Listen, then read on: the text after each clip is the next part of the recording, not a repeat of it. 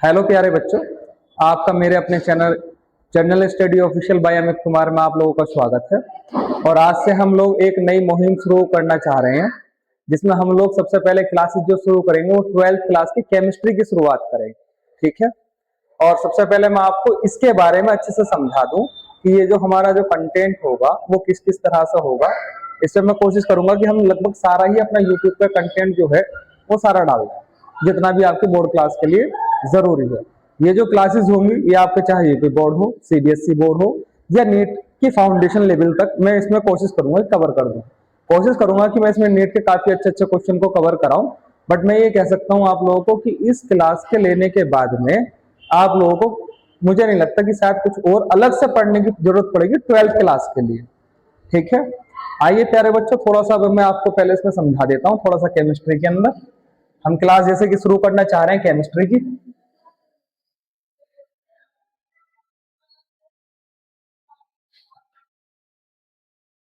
Chemistry जैसा कि आप लोगों को पता है, इसको हम लोग कहते हैं रसायन विज्ञान।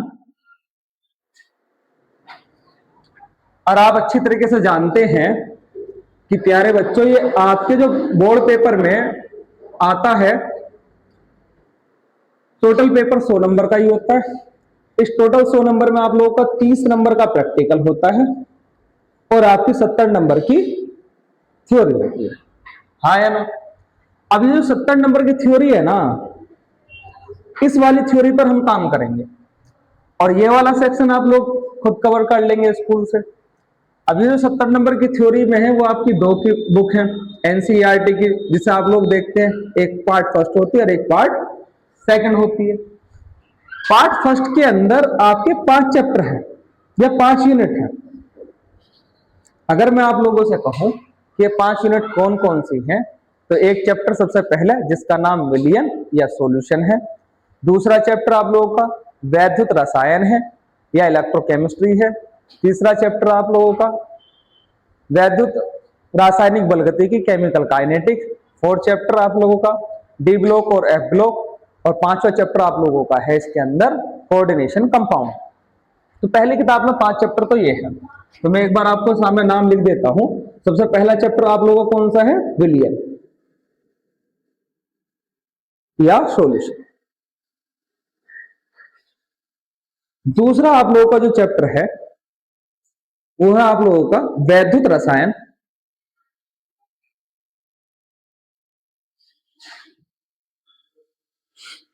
या फिर इलेक्ट्रोकेमिस्ट्री।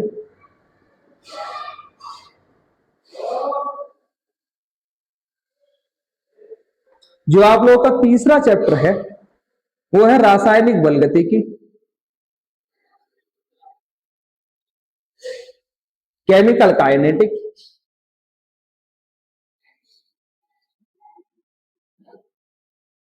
जो आपका फोर्थ चैप्टर है वो है आपका डी एंड एफ ब्लॉक। और जो आप लोगों का पांचवी जो यूनिट है बच्चों, वो है आपका उप सह संयोजक यौगिक,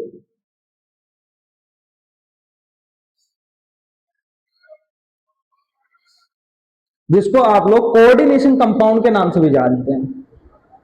कोऑर्डिनेशन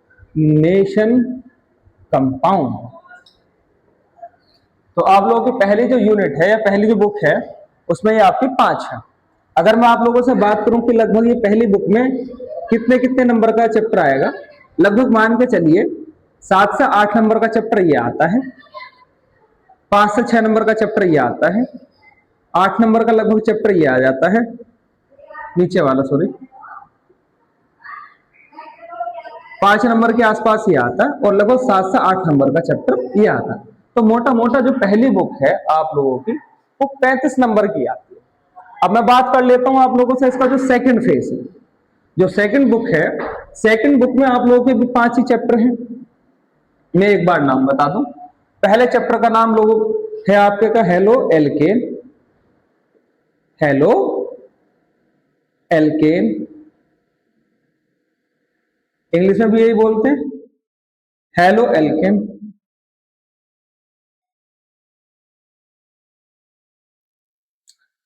एंड हेलो एरीन, इसी में ही है, तो हम थोड़ा शॉर्ट में लिखेंगे, पूरा नहीं लिख रहे। दूसरे वाला जो चैप्टर है वो है आपका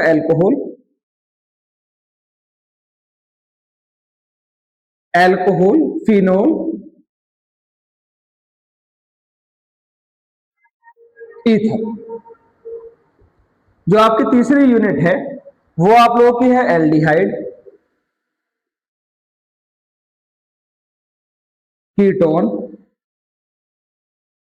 व कार्बोक्सिलिक अम्ल।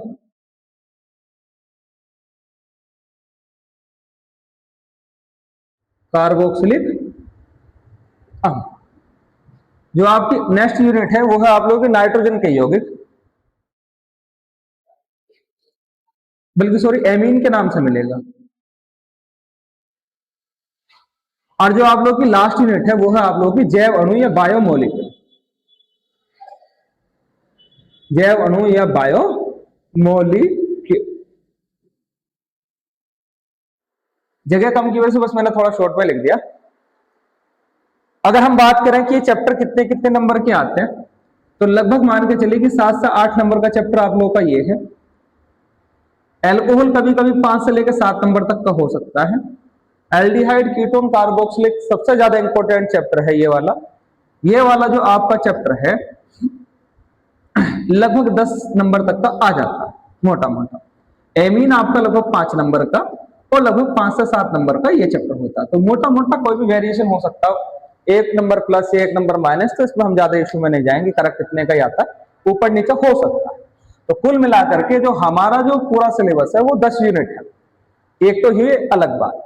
अब जिसमें हमें बात समझने की है वो बात ये समझनी है कि जो आप लोगों को जो केमिस्ट्री है, जो रसायन विज्ञान है बच्चों, उसको 3 जगह क्लासिफाई किया गया है। ये इंपॉर्टेंट बात है। जो आप लोगों को जो सबसे पहला है, आप लोगों ने नाम सुना होगा भौतिक रसायन। कौन सा रसायन? भौतिक रसायन। इंग्लिश में कहते हैं इसको फिजिकल केमिस्ट्री। क्या कहते हैं बच्चों? Physical chemistry. दूसरे नंबर पर आप लोगों का जो आता है वो आती है आप लोगों की इसमें सिलेबस में अकार्बनिक रसायन। कौन सा? अकार्बनिक रसायन या इनऑर्गेनिक केमिस्ट्री। Inorganic chemistry. और जो तीसरे नंबर पर आप लोगों की आती है बच्चों, वो आता है आप लोगों का कार्बनिक रसायन। कौन सा? कार्बनिक रसायन या फिर ऑर्गेनिक केमिस्ट्री। अब इसका पूरा हम मामला समझते हैं कि कैसे कैसे है। स्टार्टिंग के आपके ये जो 3 चैप्टर है ना, स्टार्टिंग की जो 3 यूनिट है बच्चों, ये है आप लोगों के फिजिकल केमिस्ट्री की। कौन सी केमिस्ट्री की? फिजिकल केमिस्ट्री की। और जो आगे की 2 यूनिट है ये है आप लोगों की इनऑर्गेनिक केमिस्ट्री की।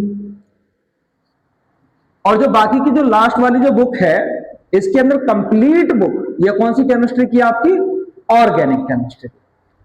तो आप लोग देख पा रहे होंगे अपने सिलेबस में जो सबसे बड़ा जो मेजर पार्ट है बच्चों, वो किसका है?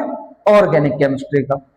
थोड़ा सा सेक्शन फिजिकल केमिस्ट्री का है, थोड़ा सा सेक्शन इनऑर्गेनिक केमिस्ट्री का। तो मुझे लगता है शायद ये आपको पूरे सिलेबस की बात समझ में आ गई होगी। हम बिल्कुल सीक्वेंस में ही चलेंगे, बिल्कुल चैप्टर वाइज एक एक करके कोशिश करेंगे कि हम सारे चैप्टर को कवर कर पाए और फिर अच्छे से पीवाईक्यू वगैरह वगैरह इन क्वेश्चन की भी हम अच्छे से प्रैक्टिस कर लें, जिससे आपकी तैयारी बेहतर हो पाए। आइए अब इससे आगे अपने चैप्टर की आज शुरुआत करते हैं। और चैप्टर की शुरुआत करने से पहले हम कुछ बेसिक पढ़ेंगे, जिससे हमको चैप्टर अच्छे से समझ में आ जाए। ठीक है?